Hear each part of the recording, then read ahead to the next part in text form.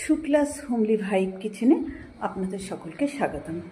আজকে আমি শোল মাছের তেল ঝোল রান্না করা দেখাবো। চলুন তাহলে কী করে করি সেটা দেখে নেওয়া যাক। প্রথমেই মাছটাকে বেশ ভালো করে ধুয়ে নিয়ে ম্যারিনেট করে রেখে দেবো।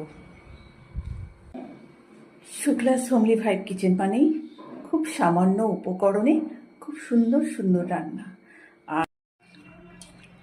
এই মাছটা এবার আমি ফ্রেশ মিশানো শাক আর এই দেখো মাছ, এই শোল মাছটা আজকে সুন্দর করে তেল ঝোল করবো। এই মাছটা এবার আমি ধুয়ে নেবো।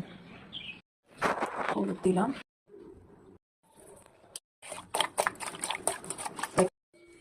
মাছ রান্নার উপকরণ নুন, তেল, হলুদ, গরম মশলা গুঁড়ো। এই মশলাটা বেটে নেবো, লঙ্কা, ধনে, জিরে, তেজপাতা। আর এখানে ফোড়নের জন্য গোটা গরম মশলা, জিরে, তেজপাতা, একটা শুকনো লঙ্কা। আর এখানে পেঁয়াজ, রসুন, আদা, টমেটো, লঙ্কা। এগুলো সব পেস্ট করে নেবো, আজকে মিক্সিতেই করবো। প্রথমে মশলাটা করে ফেলি। মশলা করতে করতে একটা কথা বলি, এই মাছে কিন্তু ধনের পরিমাণটা একটু বেশি রাখবে, তাহলে স্বাদ আর গন্ধ দুটো সুন্দর আসবে। প্রথমে তেল দিয়ে মাছগুলো উল্টে পিল্টে ভেজে নেবো।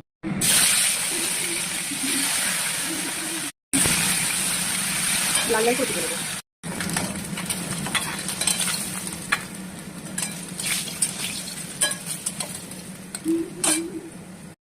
সবকটা মাছ আমি এটা উল্টে উল্টে সেটা করে তুলে দিলাম। লাল লাল করে সব মাছ ভাজা হয়ে গেছে।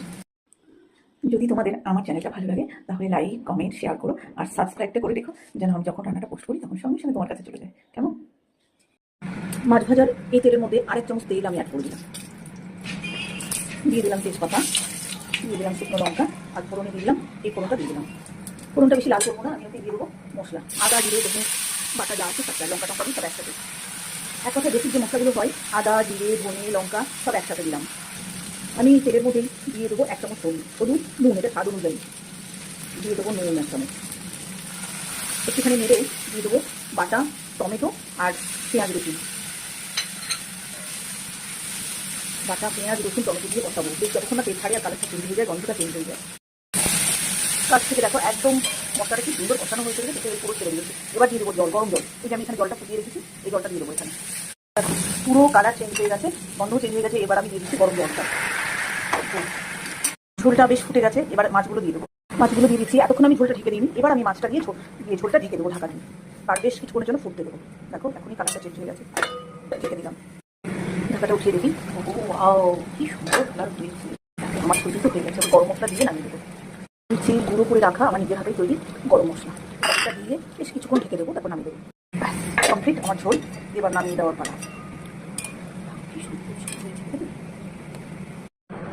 এই দেখো শোল মাছের তেল ঝোল, অসাধারণ লাগে খেতে।